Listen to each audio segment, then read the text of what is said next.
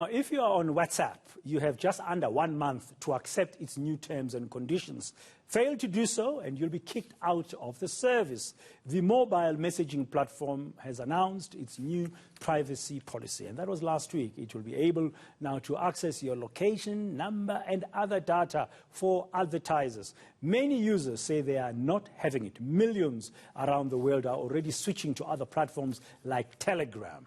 Information systems specialist Dr. Sibongiseni Tunzelana Thotsejane is with us now to unpack what this is all about and if there are any alternatives. Dr. Tunzelana Thotsejane, thank you very much for your time this morning. I wanted to make sure I get your surname right and not mess it up. Thanks for your time. We really appreciate you making the time. Many people seem to be making decisions already around to WhatsApp or not to WhatsApp. But just broadly, from your understanding, what is this really all about? Because it involves Facebook, and we know a couple of years ago, Mark Zuckerberg was taken to task at the US Congress in those hearings around about Facebook at the time having lied about its access to people's private information. Yes, good morning, Mr. Don Mayane. Good morning to your viewers at home and listeners, being conscious of people who are deaf and blind. I just want to highlight that the trigger actually was a pop-up message that came on WhatsApp to the WhatsApp subscribers, which are more than 2 billion subscribers in the world. So when you have that amount of captive audience, offline and online, we must remember that the same people who are online are the same people who are offline. There are more devices than people. So people who are actually subscribers, it's a captive audience for Facebook. So as Mark Zuckerberg, as you rightfully said, is being taken to task by the US Congress, he did lie, and also they had acquired Facebook, they had acquired WhatsApp by Facebook since 2014. If you see at the bottom of WhatsApp, at the bottom of the screen, there's always a Facebook imprint. That deal was long closed in 2014.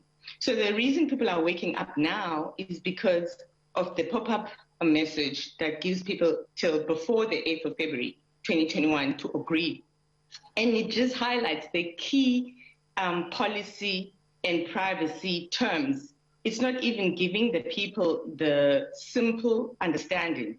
We don't even read the terms and conditions. So just the highlighted key privacy terms are being given and almost like nudging and forcefully giving people a short amount of time. They are doing this because they are running out of time. So if they could get people to opt in without them understanding what they're opting into, then it will strengthen the case, which they're still busy under.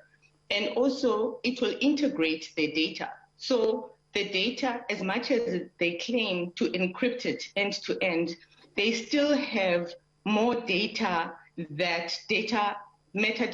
This is data about the data, that they can use it for their own ends and increase profitability. You have WhatsApp for personal usage, you have WhatsApp business, and you have WhatsApp payments. This is data that could talk more about the people banking patterns, the people's banking behavioral understanding, and how they use the tool to actually conduct business. So now WhatsApp will have this power and to use this data for their own ends. 2 billion user subscribers is a good collateral to online and offline. Yeah, I mean, that's a huge customer base, I guess, for advertisers and stuff. And if you were Mark Zuckerberg and you were the owners of Facebook, you have this database that is on a platform that you bought with billions of dollars 6 years ago, or 7 years ago now, in 2014. You'd want to mine it somehow. But should they be doing it in a way that would possibly undermine your privacy? Is there another way? The thing is, as soon as we have a smartphone, privacy is already compromised. Online and offline, our privacy is compromised. It's just that the digital world accelerates it that much further. We will be hacked. And also, a lot of people are not quite aware. There is limited information and knowledge about self-sovereign data. We don't respect and we don't understand the value of our data treasures. The fact that your ID number is a data treasure needs to be enhanced and made people to underway. That's just one type of data type. So we need, as people, to understand the ownership of our data and how to manage it, and also classify the types of data. We've got open and public data, and then we've got private and confidential data. Now, what do you do?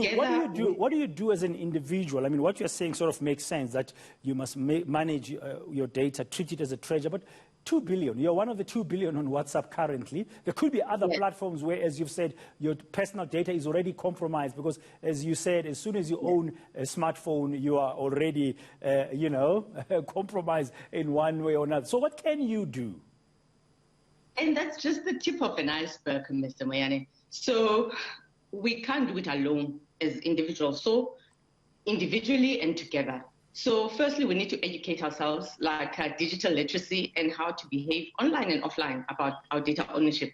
So for example, it starts from the infrastructure level. So in South Africa, we have fiber optic network plant that's proudly South African owned. Even from the infrastructure level, they can listen to our data, they can hear it, they can encrypt it and decrypt it from infrastructure level. So we've got Commissioner Nomsokana, who has innovated a fiber optic network from infrastructure level, but we're not using it as South Africans. We're not we need to own platforms. Well, I was not even aware that I was not even aware that there's such a South African owned fiber. Now, at a very simple level, should I now come the 7th of February, delete my WhatsApp stuff and migrate to Telegram?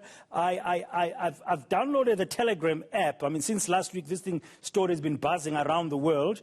And just yesterday, they sent out information to say Telegram has now surpassed 500 million active users in the past 72 hours alone. That was yesterday. More than 25 million new users. And on my contact base, I'm seeing friends and relatives and colleagues moving to Telegram or downloading Telegram at least. So is Telegram also safe, or our data is also compromised there? The fact that it announces to all of you guys when you enter, it just shows you something. It tells you something. The broadcast announcement that Mr. Dan Moyane just joined Telegram to everyone who's been there since 2018, its inception. So we've been watching you guys doing the exodus and moving, even people that you've been deleted on your machine or on your smartphone. There's the broadcast announcement that you've just landed. There are different people who are reacting differently to that. How compromised are you with this broadcast announcement? And Telegram, since its inception, has never done a broadcast announcement of congratulating the growth of its users. I wish we had more time. Sorry, Doctor, to cut you short there. I wish we had more time to talk about this, because so many questions are now popping up. But you've made a very valid point recently. I mean, just a short while ago, that we need to be digitally literate. So, among other literacies, we need to come to terms with that. All of us now individually need to really get up to speed in understanding this digital world, because a pandemic like COVID-19 has taught us and is making us to use more of these platforms. I mean, many of us are now using Zooms, using Skypes and Microsoft Teams, and all of these are in the digital world. And our privacy is now like laid bare in every corner of this digital world. The truth of the matter and the fact of the matter is that our privacy will be compromised. So we need help. Like, there's a protection of Private and Personal Information Act that will need to be complied with in South Africa by the 1st of July 2021. The President made an announcement on His Excellency President Cyril Ramaphosa on the 1st of July 2020 to say companies, citizens have 12 months to understand the Protection of Personal Information Act. There are very limited awareness sessions about this, and also what does it mean to a citizen? How do I get my rights? It's not even enforced yet.